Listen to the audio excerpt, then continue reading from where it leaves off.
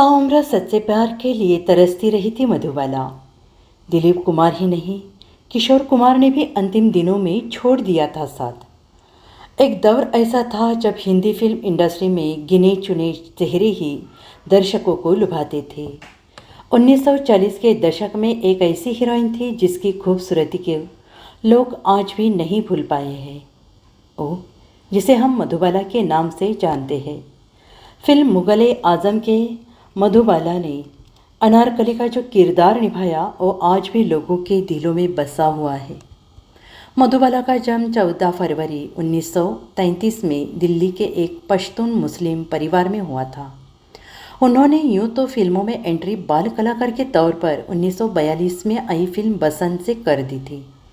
उस वक्त उनकी उम्र सिर्फ 9 साल की थी, लेकिन बतौर अभिनेत्री उन्होंने 1947 में नीलकमल में काम किया, जिसे फिल्म मेकर केदार शर्मा ने बनाई थी।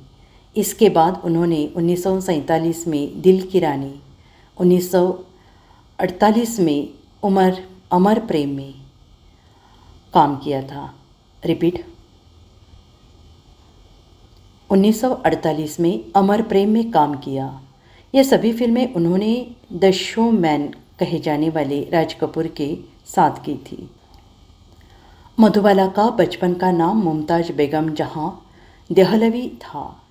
वो अपने माता पिता की 5वीं संतान थी और उनके अलावा उनके 10 भाई बहन थे। अपनी 5 बहनों में वो सबसे ज़्यादा कमाती थी।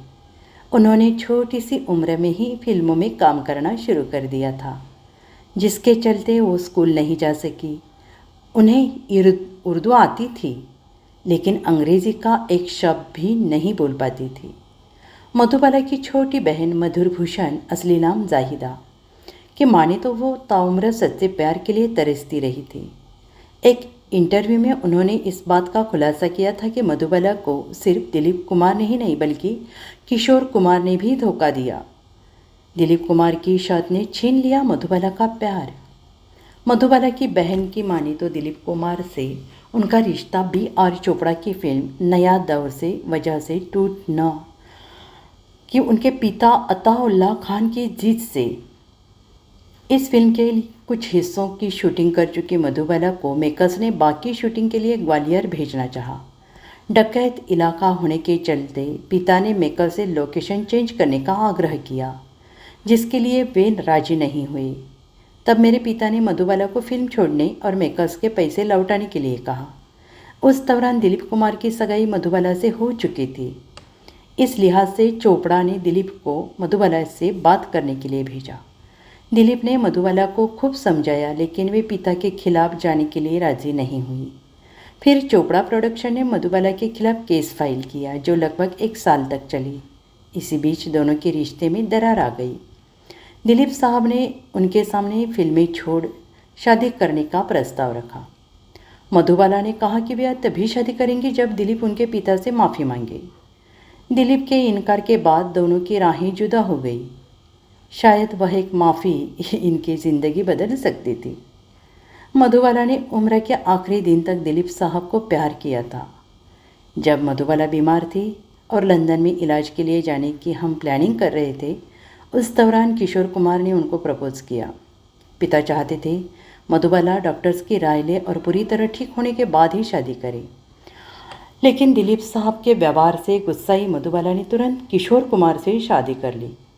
27 साल की उम्र में 1960 में इनकी शादी हुई। जैसे ही डॉक्टर्स ने बताया कि वे ज़्यादा दिनों तक नहीं जी पाएंगी, तब किशोर भाई ने मुंबई के कार्टर रोड में बंगला खरीद उन्हें वहाँ नर्स और ड्राइवर के साथ छोड़ दिया। 4 महीने में एक बार वे मिलने आया करते थे। उन्होंने मधुबाला का फ़ोन उठाना भी बंद कर दिया था। किशोर भाई मधुबाला से बेइंतहा प्यार करते थे, लेकिन जैसे वह लंदन से आई उन्होंने मधुबाला को धोखा दे दिया। वह अच्छे पति नहीं थे। मधुबाला इस बात से बेहद दुखी थी कि उनसे कोई भी मिलने नहीं आता था। एक वक्त वे बॉलीवुड की हॉट प्रॉपर्टी हुआ करती थी, लेकिन जब वो बीमार है, मरने के कगार पर थी, तो कोई एक भी उनका हाल जानने नहीं आया। उन दिनों मधुबाला ने तैयार होना भी छोड़ दिया था। वह हर वक्त नाइट गाउन में रहती थी। 36 साल की उम्र में उनकी डेथ हो गई।